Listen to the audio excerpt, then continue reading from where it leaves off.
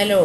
ധാരാളം മരുന്ന് കഴിച്ച് രോഗിയായ വ്യക്തികളുടെ അവസ്ഥ പരിശോധിച്ചാൽ അവർ അറിയാതെ മരുന്ന് മാഫിയയുടെ കൈകളിൽ അകപ്പെട്ടുവോ എന്ന ആശങ്കയാണ് ഇപ്പോൾ ഉള്ളത്.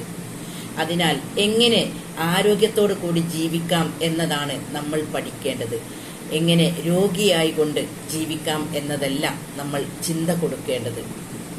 ഇങ്ങനെ മെന്റൽ ഹെൽത്ത് സ്ട്രോങ് ആക്കിയാൽ തീർച്ചയായും നമുക്ക് നല്ല ആരോഗ്യത്തോടു കൂടി ജീവിക്കുവാൻ സാധിക്കും. ഇതാണ് ഞാൻ വിവിധ ക്ലാസ്സുകളിലൂടെ ആളുകൾക്ക് പകർന്നു കൊടുക്കുന്നത്. 3 വയസ്സ് മുതൽ ഒരുപാട് രോഗങ്ങളിലൂടെ കഷ്ടപ്പെട്ടു പോയ ഒരു വ്യക്തി എൻ്റെ ക്ലാസ് അറ്റൻഡ് ചെയ്തതിനു ശേഷം അവർ അവരുടെ അനുഭവം നമ്മളുമായി പങ്കുവെക്കുന്നു.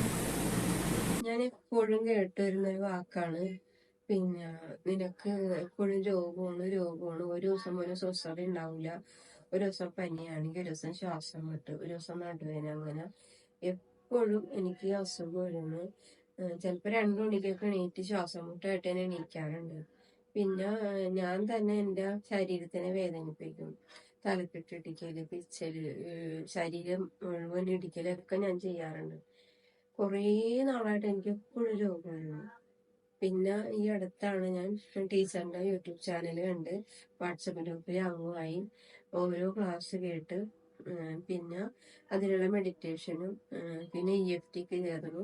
അത് ചെയ്ത് കഴിഞ്ഞപ്പോൾ എനിക്ക് നല്ല ആശ്വാസമുണ്ട്. ഞാൻ ഒരുപാട് മാറി. മരുന്ന് കഴിക്കണേക്കാളും കൂടുതൽ എനിക്ക് ഇമ്പ്രൂവ്മെന്റ് കിട്ടിയത് ടീച്ചറിന്റെ EFT ചെയ്തേ പിന്നീട്. എനിക്ക് എൻ്റെ ആരോഗ്യം എനിക്ക് തിരിച്ചു പിടിക്കാനുള്ള ഒരു ഉറച്ച വിശ്വാസം എനിക്കുണ്ട്.